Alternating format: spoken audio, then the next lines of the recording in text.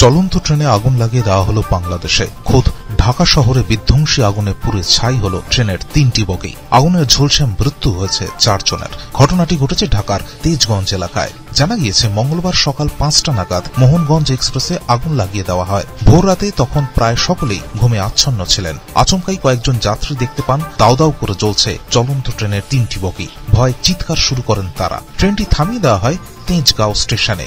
এরপর যুদ্ধকালীন পরিস্থিতিতে আগুন নেভানো হয়। প্রায় 2 ঘণ্টার চেষ্টায় আগুন নিয়ন্ত্রণে আসে।